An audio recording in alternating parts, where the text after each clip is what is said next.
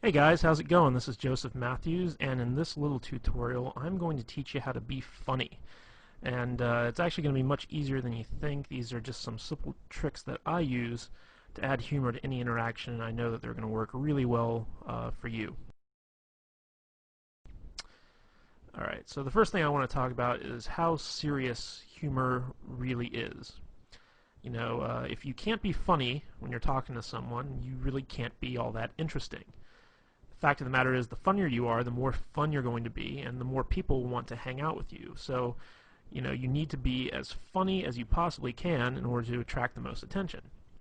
But the thing is that you don't have to be funny all the time. You just need to be funny when it's appropriate. And some well-placed laughter will bond a lot of good feelings to you from, the people that you want to basically impress. So the first thing I want to talk about is how humor is really a sign of intelligence. You see, only smart people really know how to be funny on purpose, okay? And when you make people laugh, they subconsciously associate your ability to be humorous with a high intelligence. And this puts you in a position of authority. And this is really important because, if people hold you in high regard, that gives you a higher social status. And we all know women are attracted to people with a high social status. It's in their nature. So the funnier you are, the higher you can raise your social standing in pretty much any situation you find yourself in. And here's another key that I really want to hammer home, and that's the idea that you don't have to be funny to be humorous. Don't worry about trying to be funny, okay? It really doesn't matter. A lot of what you say to be funny will not work, and the reason for that is that everyone has a different sense of humor, okay? Just being goofy and lighthearted will generate the same type of emotions that funny people do, even if you don't make people laugh, okay? The idea here is that you want to project the intent of being funny. So that kind of takes the pressure off in the sense that, you don't have to actually perform. You don't actually have to make people laugh. You don't actually have to tell them good jokes. You just have to have the intention to make people laugh and make people have a good time. And they'll pick up on that and appreciate that. Another big thing is I don't want you to be afraid to mess up, okay? Being funny is an art form. You won't always succeed, but that doesn't mean that you shouldn't try, okay? Now, in our efforts to be funny, stuff happens, Sometimes you might insult somebody, sometimes you might take something too far so that it stops being funny, sometimes you might say something inappropriate in the setting that you're in. This is going to happen if you want to try and be a humorous guy, because being funny is about taking chances. It's about doing stuff that's unexpected. And sometimes it can backfire on you. But if this happens, don't worry about it. Just apologize and move on, If you say something that's inappropriate or insulting, just say, like, look, in all seriousness, I'm really sorry. I was just trying to be funny. Can you forgive me? All right, that's all you need to do if you take things too far. So don't worry about messing up, because everyone knows what it's like to try to be funny and bomb. It's happened to everyone at some point in time. So if you just acknowledge it and you ask for their forgiveness, they will usually grant it to you. Okay, and another thing I want to point out is the fact that humor is not hard to do. See, a lot of people think it is, but it isn't. The truth of the matter is that anybody can do it. If you think you aren't funny or entertaining, don't sweat it. You can be, and you will be. Okay, believe that it's possible for you to be a funny guy even if you aren't. This will help you a great deal. I know a lot of guys out there are saying, like, oh my gosh, I'm so boring, I have no personality, I can't be funny. Okay, get rid of that belief right now, okay? It's possible for you to overcome that, even if you're like the most boring guy on earth who speaks with like a monotone Ben Stein type voice. Bueller, the guy I'm talking about. Okay, even if you're that guy, you can still be humorous, okay? You just have to go with it. You can't be, clinging to that belief that, you're just not a funny guy. You can be and you will be, and I'm going to show you how. Okay, so let's talk about the elements of humor. And these are just quick and easy things that I personally use to be funny when I'm around women. And I'm pretty sure you can use them too. Okay, the first one I want to hammer on is this concept I call immaturity. Okay, Basically, immaturity is that, you know, everything that was funny in the first grade is still funny when you're an adult. Okay, grown adults acting like children isn't funny, but grown adults talking like children is. So, you know, if you're like throwing a temper tantrum or whatever because you didn't get your way, you know, no one's going to find that funny.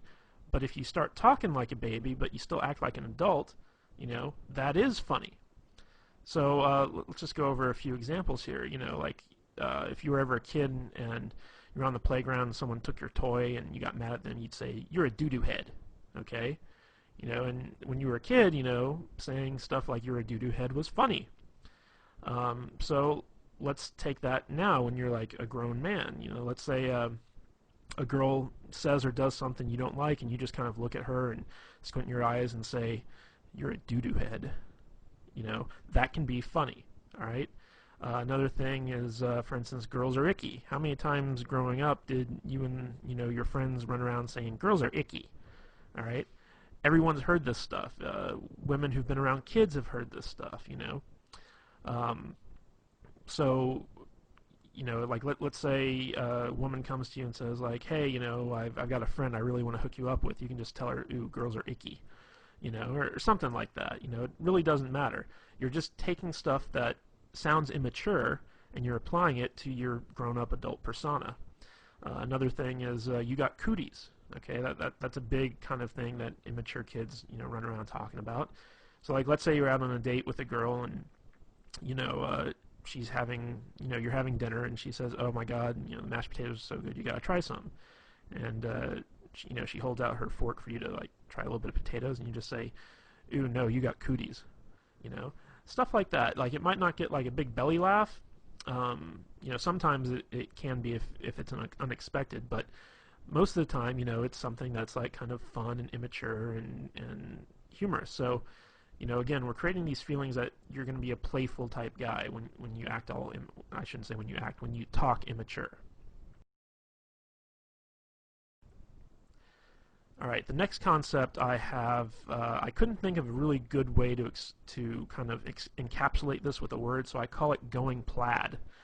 And this is really a lame Spaceballs reference. If you've ever seen the movie Spaceballs, they have light speed, they have hyperspeed, and then they have plaid. And going plaid means that you're going so fast that you actually turn the color plaid, which is like a mishmash of all these different colors. And basically, I use this concept to explain that you take a complaint or a criticism that someone makes of you, and you own it. And then once you own it, you take it way further than anyone ever really expected you to, okay? So let me give you some examples of this. Let's say you're out with a girl and you say something kind of stupid, and she says, "You're such a dork," but she says it in like a fun way. Like she doesn't really mean it. She just says, "Oh, you're such a dork." And you can respond to that by saying, "You're right. I am a dork. I'm the king of the dorks, as a matter of fact. We always get together once a year and have an election, and I've won like the past 12 dork years in a row. And wait till you see my massive Star Wars figurines collection back at home. It's going to make you so hot you won't be able to resist my dork-like charms." That's what I mean by going plaid, is you take something that could be considered something that's negative, and not only do you own it, but you take it to its most ridiculous extreme. So, let's say, you say something kind of funny, and a girl kind of says jokingly, "Oh my God, you're weird," okay? And, you take that and you're like, "You're right, I'm the weirdest guy you're ever going to meet. In fact, I bottle my own urine and keep it in my refrigerator and label it based on, the time of day and, what month it was." And that's not weird at all. I just think that, it's kind of cool. So you take stuff and you bring it to an extreme, and maybe the urine thing, I just did that off the top of my head. Maybe the urine thing was going a bit too far, but you see what I'm saying. If a girl says you're weird, you say, "You're right, I am weird, but you must be weird too because you're hanging out with me." You take it, you go to the extreme. Another one is when a girl says, "Oh my God, you're so mean." This will happen a lot if you do a lot of teasing. So if you're teasing a girl, she'll be like, "You're so mean. Why are you being mean to me?" And you just look at her and you just say, because I'm a mean person. Duh. I mean, what are you, stupid? Of course I'm mean. I'm the meanest guy you're ever gonna meet. You must be a masochist because when you hang out with me, I'm gonna be so mean to you. So that's what you gotta do when you go plaid. Is you gotta own the stuff that people say about you, and you gotta take it as far as you possibly can. Okay, the next kind of concept I want to talk about is dick and fart jokes, otherwise known as racy humor. Okay? Now, a lot of guys kind of shy away from this stuff, but you can't be afraid to joke about inappropriate stuff with women. Okay? Sometimes guys are afraid that it might be too sexual and it might scare the girl off or whatever, but the fact of the matter is, girls love dirty jokes as much as guys. And, in the off chance that they don't, if it is inappropriate or it's not their type of humor, once you find that out, shy away from it. Don't do it again. But, you should always not be afraid to kind of go out and give it a try. So some of the things I like to kind of lump in with the whole dick and fart joke mentality is exaggerating what women, find attractive. Okay? So, like, let's say that women like tall guys, okay? I'm not saying all women like tall guys, but let's say you meet a woman who does like tall guys, and you're like, oh my God, you're so into tall guys, like, you like the 8-foot giant people, everyone's a a midget to you because you only like guys who are like 10 feet tall. That's what you can do, and you can point out like really tall guys and be like, you see that guy right there over there? Yeah, he's not tall enough for you. Okay, he could be like, a basketball player 8 feet tall. You'd be like, no, he's not tall enough for you. You like taller guys. You like taller guys than that. So take some stuff that women like and exaggerate it. Accuse them of being sexual deviants. This always works really, really well. I don't know why, but when you look at a girl and you start accusing her of being into like some crazy stuff, one of two things will either happen. She'll either completely deny it, in which case you take it further, or she'll play along with it, in which case you take it further. Okay, so let me think of an example of this. Just be like, you could look at her and be like, oh my God, look at you. Like, I bet you're like the type of girl who loves to be like tied up and spanked. Like that totally seems like your personality. Like you're the spanking girl. You just love to spank people. Or you could also take it, be like, oh my God, like you're such a dominatrix in training. Like I bet you have like a bunch of whips and chains at home, and you can't wait to get me home and violate me in all sorts of different weird ways. Like you're scaring me. Like I really don't want to hang out with you right now. Okay, like that's the type of stuff that I mean when you talk about accusing them of being sexual deviants. Another thing is talk about how they want to rape you or take advantage of you. Now, this is a little bit of a role reversal thing because a big fear that women have when they're dating guys is that they're going to be raped or they're going to be taken advantage of in some way. But you can actually use this to your advantage by turning it around and saying stuff like for instance, if she brings you a drink, you can say like, you didn't slip a roofie in this, did you? Because the last thing I want to do is wake up in bed and find out that you completely took advantage of me. Or if she gives you a drink, you say like, are you trying to get me drunk? Because I'm not that type of guy. Stuff like that. You want to kind of accuse her of being the one trying to get you into bed, okay, or trying to take advantage of you in some way. And this is funny, but it also has like some underlying sexual tension aspects to it, which can be really fun. Another thing is to make fun of bodily noises. Like everyone thinks fart noises are funny, and you can just sit there and be like, with your mouth just go, and then accuse her of being farting. Just look at her and be like, ew, I can't believe you, ew,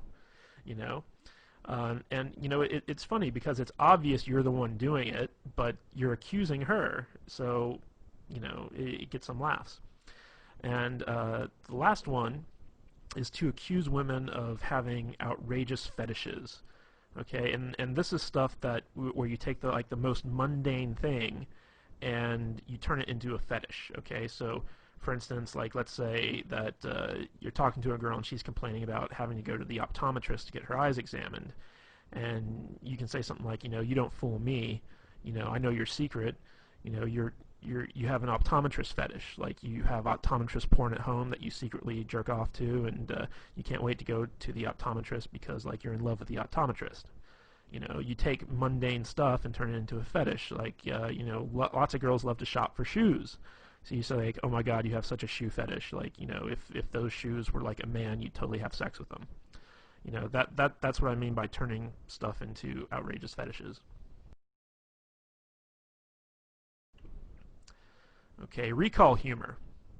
Recall humor is basically taking what was funny once and continue to have it be funny again. And this is really where inside jokes come from. So basically, take something that you both thought was funny, that you both laughed at, and reference it again whenever you want it to be funny again. Let me give you some examples of this from my own life. There's a TV show on USA Network. It's called Psych, and it's about this guy who pretends to be a psychic and helps the police solve murders or whatever.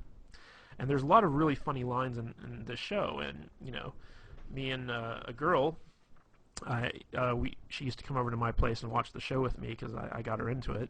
And there was one episode where there was a line that the main character used, and he basically said, "Are you a fan of delicious flavor?" And you know, me saying it right now, it's not all that funny, but in context, it really was. So me and the girl laughed really hard at that. And so every time I'd call her up, I'd start off the conversation by saying, "Hey, are you a fan of delicious flavor?" And she'd of course say, "Yes, I am." And I'd be like, "Well, then I got a treat for you." And then I'd talk about something cool that we were going to do. So that's a good example of recall humor, where you take an experience that the two of you shared, the two of you had a really good, you know, laugh at, and then you bring it up and you apply it to other stuff. Another example of this is, you know, if you've ever seen the movie Forgetting Sarah Marshall, which is kind of this romantic comedy, there's a part in there where this guy basically meets this other guy. He's British, and he says, "You sound like you're from London." You know, he kind of does this impersonation of like a British accent and says, "You sound like you're from London." And I went to go see this movie with a girl, and it was out in the theaters.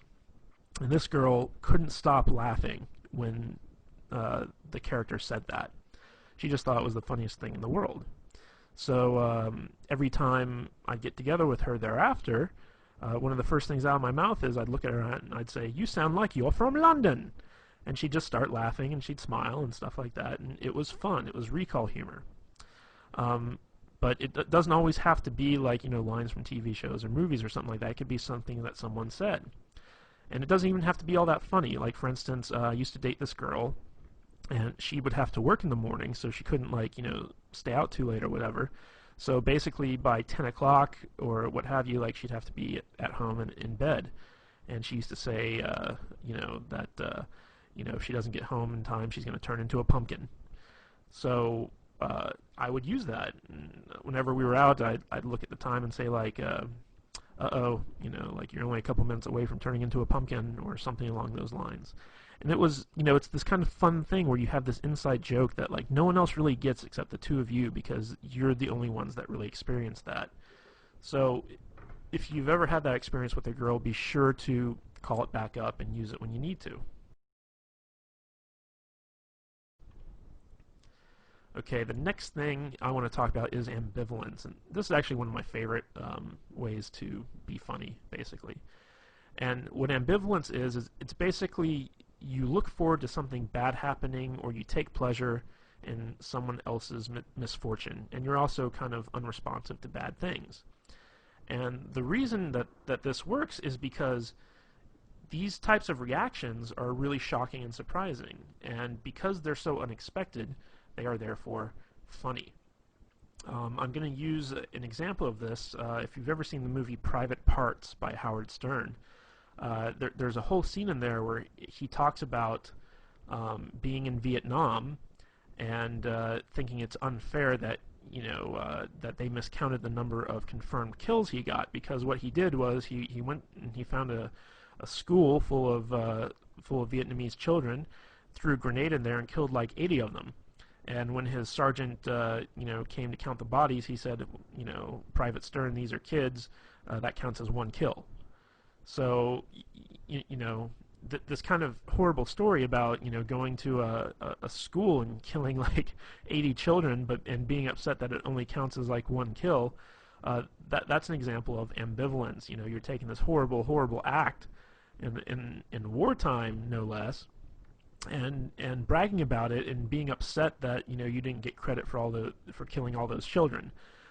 So that's kind of an example of ambivalence where you take something bad and you actually kind of take some type of delight in it.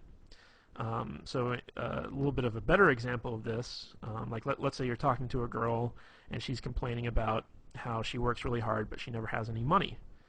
She's like, oh, I'm so poor. You can take a lot of glee in that. You can be like, yep, looks like you're gonna have to start, stripping or walking the streets or something like that. You're gonna need to make some extra money. You just kind of take pleasure in the fact that she's poor, and you start kind of trying to get her to do all these terrible things to make money. Like looks like you're gonna have to be a drug mule. I'm gonna have to fly you down to Mexico and shove condoms full of cocaine up your butt and then take you back across the border in order to help you pay a rent. I mean that's a good example of ambivalence. Another thing is basically being unresponsive to bad stuff. Like for instance the whole global warming thing. Like people are all about global warming. We gotta save the planet. We gotta do this. We gotta do that. And you could be like, screw global warming. I'm cold now. It's like I want it to be hot. I want the world to be warmer because it's freaking cold out and I don't like the cold. So that's another example of ambivalence. And ambivalence really stems from just like being lazy and not caring. Okay, that's how this humor works. Is everything that someone says to you, like you can just be like, whatever, and it's funny. All right, here's another thing I call gayness. Now, I'm not saying that gay people are bad or whatever, but you got to admit that gay people are funny. Gay men, masculine men doing feminine things is always good for a laugh. And stories are also always much funnier when they're told in a gay voice. So, whenever you're hanging out with a girl or whatever and you start talking gay, she's going to enjoy it. She's going to laugh because it's something that's like different from who you really are, which is, hopefully, a straight, heterosexual, masculine man. So, like sometimes I'll be like, hey, it's gay story time, and then like I'll tell like a normal story that I was gonna tell anyway, but just do it in a gay voice. Be like, I'll say something like, oh honey, you don't even know, like, oh my god, the thing with the thing and that guy, oh my god, I can't believe he said that. I'll just go off and I'll riff, but I'll do it in a gay voice. And women, for some reason, I don't know why, they always love it. I don't even think my gay voice is all that good, to tell you the truth, but they like it. Okay, and another great way to use gayness is to pretend to be one of her girlfriends. Like if a girl starts talking about, like something that she'd normally talk about with her girlfriend, I'll be like, wait, pause 1 minute. I'm just going to take my balls, I'm going to put them in this imaginary jar here, like, okay, I'm putting my balls away. I'm totally your girlfriend right now. Just talk to me like your girlfriend. So, sweetie, what's the problem? And then, so it'll be funny and she'll laugh and then she'll start telling me. So you can do a lot of stuff about like, kind of emasculating yourself, acting gay, talking gay, things like that, and, women like it. Okay, another thing is ridicule and teasing. Here's an interesting fact, is that people hate to be made fun of when they're the ones being made fun of. Okay, they hate ridicule when they're the target, basically. However, people love it when other people are made fun of, especially people in authority or people they personally don't like. Okay? So, let's say you're sitting down with a girl in a restaurant for dinner and your waiter's like, a real jerk, or he's not a very good waiter, or whatever. You could start making fun of that waiter. Just start, ridiculing the guy. Don't do it when he's around, but as soon as he leaves, just turn to the girl and just be like, oh my god, that guy's asshole is puckered so tight you couldn't pull a pin from it with a tractor, and she'll be like, oh my god, yeah, and that brings up another thing, is that when you make fun of other people, it creates a sort of bond between the two of you, because it's almost like you're confiding in them your dislike of something else, and you can be united in your dislike for something. So if she talks about something that she doesn't like or someone she doesn't like, pounce on that, start making fun of it, and she'll start making fun of it too, and before you know it, you two have created a bond over that. Okay? So, use ridicule to ridicule other people, but never, ever, ever ridicule yourself or the girl that you're with. Okay? When you turn ridicule on someone else, they'll tend to get defensive, or it'll lower their self-esteem or what have you. What you want to do is, if you're going to target the girl that you're with, tease her. Okay? And there's a difference between ridicule and teasing. Okay? Good-natured teasing is funny, but if you take it too far, it becomes ridicule.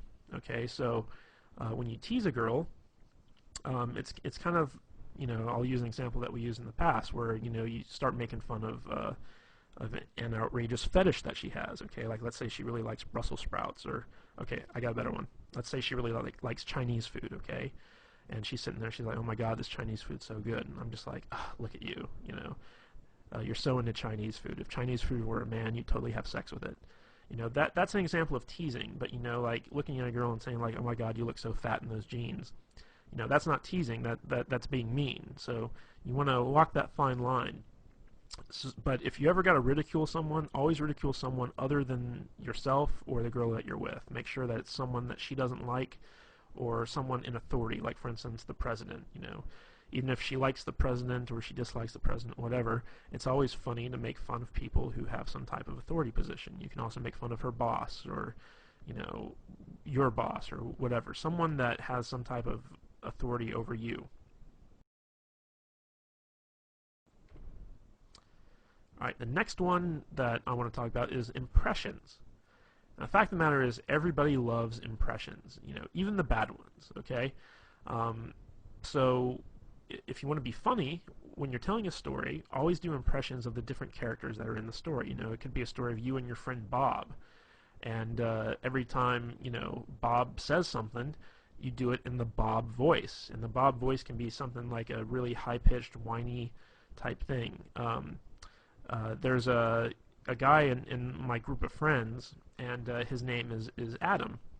And me and my friends always do impersonations of Adam whenever we tell stories. And when I talk about my friends to the girls I'm with, I use this Adam impression. And it's kind of funny because, Adam, he has this really deep voice, but when we when we do our impression of him, we make him sound like a complete idiot. So we'll say like, yeah, yeah, I really like that, yeah. And that's our Adam voice, okay?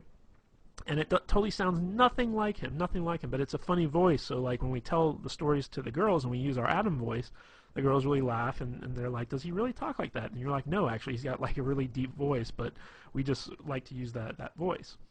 And before long, sometimes the girls even start doing the impressions like that. So you don't even have to worry if you can't do good impressions. Like, do bad impressions and then brag about how bad they are. So for instance, like let's say you're doing an impression of the girl you're with. Like obviously it's hard for guys to impersonate female voices, so you can just do it in a really high-pitched, shrilly voice. It's like, oh, I'm so tired, I don't want to go out, why are you making me go out to dinner with you? I don't even like this place. You can start pretending like that's like your impression of her, and she'll be like, I don't sound like that, and you're like, I don't sound like that, and it's a bad impression, but it's funny. And another way you can do this is do impressions of celebrities or really well-known people.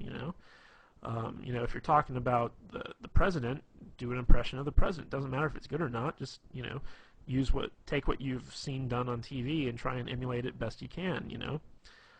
People really respond well to impressions because it's kind of like this theatrical performance. Even if it's not very good, like you're creating a whole new character that they can get into.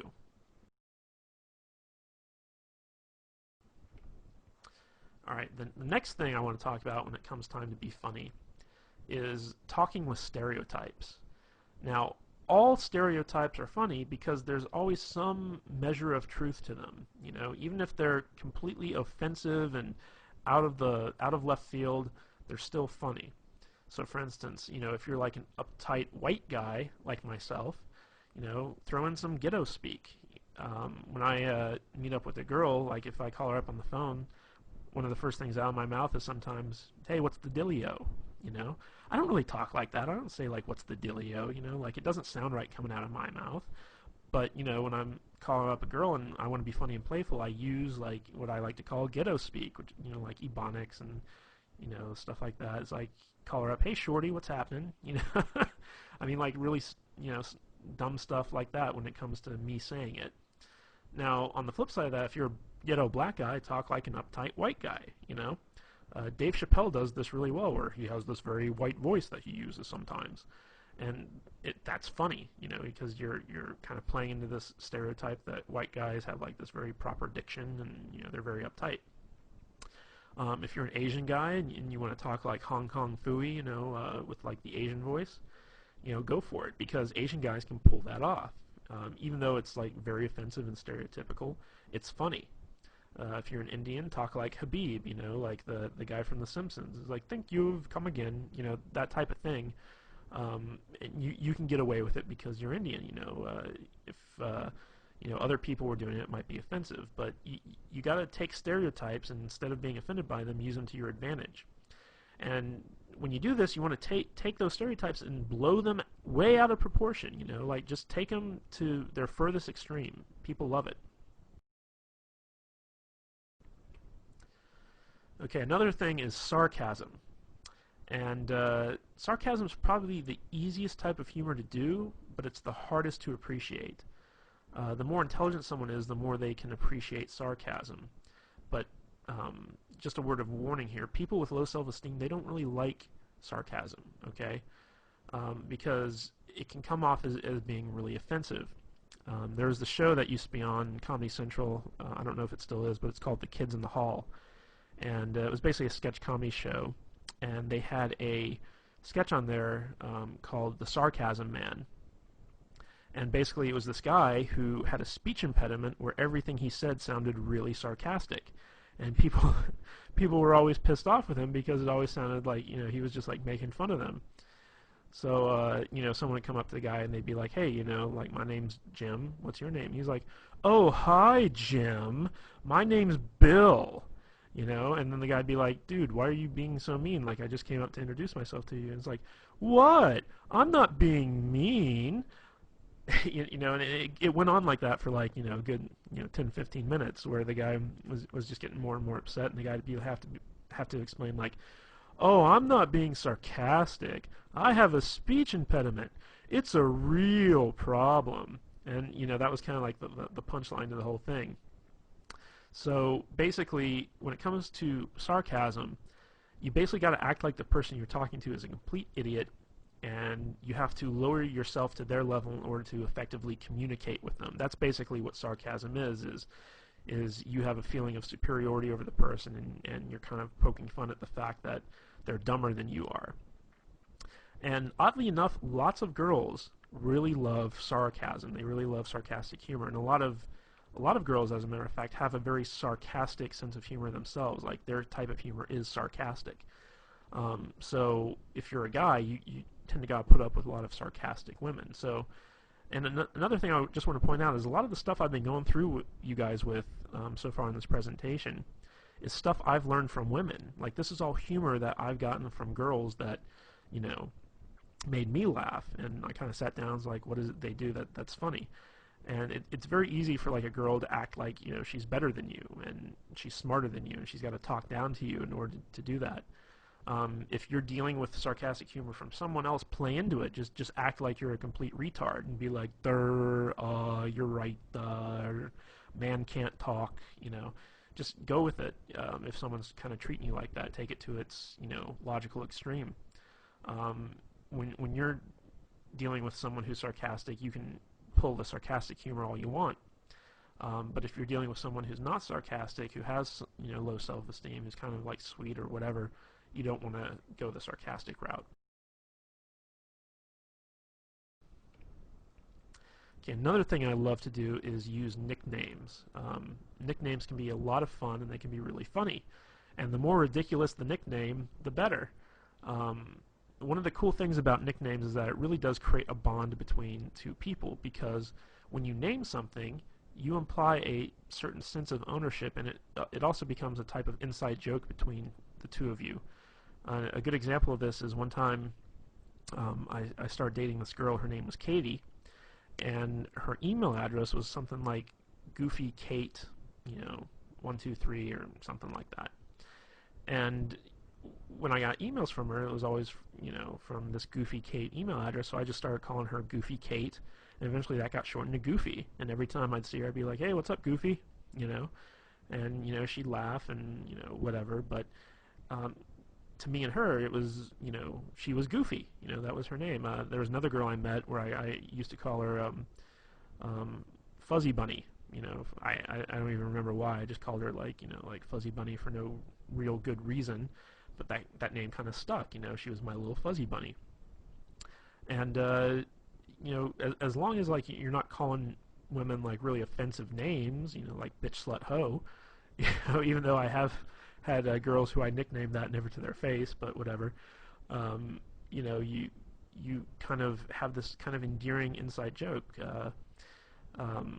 And whenever you're in a relationship with someone, eventually nicknames like kind of pop up. So it's always good to kind of like be the first one to go out there and do that and start referring to them in that sense. All right, bad jokes. Good jokes are hard, bad jokes are easy. That's just the long and short of it right there. So if you're going to tell jokes, don't even try to tell good jokes. Just use bad jokes because they're easy. You can go online and find like a billion bad jokes. Word of wisdom, though, the shorter the jokes are, the better. Okay, and remember our little talk on immaturity a little bit earlier. First grade humor is always funny, and so if use bad jokes that would make like a kindergartner laugh. Now, it might not get you an actual laugh from the girl, but it doesn't matter because it's a playful thing. It's fun, and you can also turn it into a game. So, for instance, you could just look at her, like, if there's a lull in the conversation or whatever, you could just say, "Hey, why'd the monkey fall out of the tree?" And she'd be like, "I don't know." And you're like, "'Cause it's dead, duh." I mean, that's a bad joke, but, it's just something funny. And then you can be like, "Okay, your turn. It's your turn to tell me a joke." And then she tells you a joke, and it can be a good joke or a bad joke or whatever. And then, like, the idea is, like, in the game, who can tell the worst joke. And another thing I like to lump into the bad joke category are bad pickup lines, because once you get to know a girl, like once you're past the point of meeting her and you're actually dating and stuff like that, bad pickup lines actually work. Surprisingly enough, they do. Like, you could meet up with a girl to go see a movie, for instance. Let's say you two of you get together, and you're like, "Damn, girl, did you wash your pants in Windex? Because I can see myself in them." I mean, like, that's a really bad pickup line. It would never work. But if you already know the girl and you use that, she's gonna think it's funny. She's gonna let it go. Like, I do this all the time. I take every bad pickup line I can possibly think of, and I use it whenever I meet up with a girl I know. And it's really fun. It's really funny. All right. Another favorite tactic of mine is to steal stuff that's already funny. It's hard to think of funny stuff on your own, but there's tons of stuff out there that's already humorous and will guaranteed to make people laugh. So think of great jokes that you've heard from comedians and well-known celebrities and use them. Talk about them for your own gain. Tell the joke in a story as if you're impersonating the comedian. I don't know if you've ever seen people like Chris Rock and stand-up, but these guys are really, really funny. And you can even say to a girl, it's like, "Hey, you ever watch Chris Rock?" And she's like, "Oh, I love Chris Rock." Then you can say, like, "Oh my God, I saw his stand-up one time, and he has this story about, like the only goal of a guy who has a daughter is to keep her off the stripper pole." And then you can actually go into the exact same routine that Chris Rock uses in his stand-up and just like repeat it word for word, and it's still funny. Like, women get it. Like, then there's this whole other Chris Rock thing about having the dick in the jar. Like how every woman has like a guy friend who, in case she breaks up with her current boyfriend, she goes to him and just uses him for the rebound, and he calls that the dick in the jar. Break in case of emergency. So I love Chris Rock stuff, so I have a lot of his stuff kind of memorized so that if there's a lull in the conversation, or I want to make the girl laugh or talk about something funny or take the conversation in a new direction, I can just pull out, something I love from Chris Rock, Dave Chappelle, Robin Williams, whoever, and just start, reciting it word for word, and maybe even do an impression of them while I'm doing it. So steal stuff that's already funny. It works really good. Okay, now let's talk about self-depreciation. Okay, this is the type of humor where you're basically making fun of yourself. And of course, people love ridicule as long as it's not directed at them. Now, self-depreciation humor actually does a lot of good things on your behalf, because if you're able to be self-depreciating, it shows that you're cool, because you can poke fun at yourself and not get upset. And women really like it when a guy has the ability to kind of make fun of himself, because it shows that he's not pompous, that he doesn't have hubris, and that he's confident enough to kind of take a licking and not kind of get angry or upset. Because whenever someone gets made fun of and they get upset about it, it shows that there's some type of problem with their self-esteem. So people with low self-esteem can't tolerate being made fun of. So if you can tolerate being made fun of, and in fact you make fun of yourself, that shows that you have some measure of confidence and that you're a cool guy. Now, on the flip side of this, it's also a great defense mechanism. So like, let's say someone criticizes you, or whatever. Let's say you're out on a date and you have a run-in with some dude, and he starts making fun of you or criticizing you in some respect. What you can do is you can agree with whoever it is that's criticizing you, and then take it to a ridiculous extreme. This is really important, because this is where the humor comes in, but it's also a good way to deflect whatever criticism someone is heaping on you. So let's say you run into some guy, and he wants your chick or whatever, and he's like, dude, you're a freaking loser. Like, what's she doing with a loser like you? And you're like, oh my God, yeah, you're so right. Like, in a few months' time, I'm gonna be like shitting in a pickle jar. I just know it, but I can never really be as cool as you, man. Like, you're such a cool guy. Can you teach me how to not be a loser, please? Like, in fact, take my girl, please. Like, she needs to be with a winner like you. So basically what you're doing is you're agreeing with the guy, and you're taking it as far as it can possibly go, but in a way you're deflecting that criticism, and you're making him seem like a tool, all through the use of self-depreciation. Now, this can also be used to kind of diffuse a mistake or something that you did wrong. So like, let's say that you made a mistake or you did something stupid. You can use self-depreciation to make light of it and then diffuse the awkwardness. So let's say let me give you an example. One time I was out on a date and I accidentally farted, and it was very, very embarrassing. And it was one of those farts where, like, you heard it. It happened. It was there, and it was obvious that I did it. And I just looked at her and I just said, "Oh my God, I totally just farted. I'm so sorry. I've been eating a lot of red meat too, so it's going to be a really nasty one. So hold your nose. Go on, plug it up. Hold your nose. If you smell this, you'll break up with me. I just know it. It's the type of fart that could end a marriage." I basically pointed out the fart, and I just let it go and wouldn't let go of it. I took it to the extreme. I was just like, oh, it's going to be so nasty. Like, I've been eating all the wrong food. It's going to be disgusting. You're going to break up with me because it smells so bad. It's just terrible. And so, like, I turned what was really kind of an awkward situation to something where she just couldn't stop laughing, And again, that was that kind of led into some recall humor later on, where it was like the fart that would end a marriage. And, she'd say stuff like, well, you farted in front of me and I still didn't break up with you. And I'd be like, oh, yeah, what's wrong with you? So you can use stuff like that. And I want to make the point that if you use self-depreciation, don't use it to point out your own flaws or harp on your own insecurities. A lot of guys will try and use self-depreciating humor to kind of, diffuse stuff that they feel uncomfortable about. Like, let's say you have a big nose, and you make fun of yourself because you have the big nose. That's not a good thing, because what you're actually doing is you're highlighting stuff about yourself that's bad, and you think it's bad, and you don't want anyone else to think it's bad. However, by doing that, you're basically pointing out to everyone, hey, look at all the bad stuff about me. Even if they laugh at it, it's not good.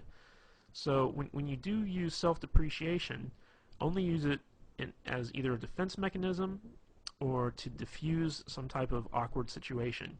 Don't ever use it to point out the fact that, you have something wrong with you. Like, for instance, I'm not a very thin guy, I'm a little bit overweight. So when I'm out with a girl, I'd never start making fun of myself for being fat, because that's something that I don't want her to kind of harp on, I don't want her to glaze over it.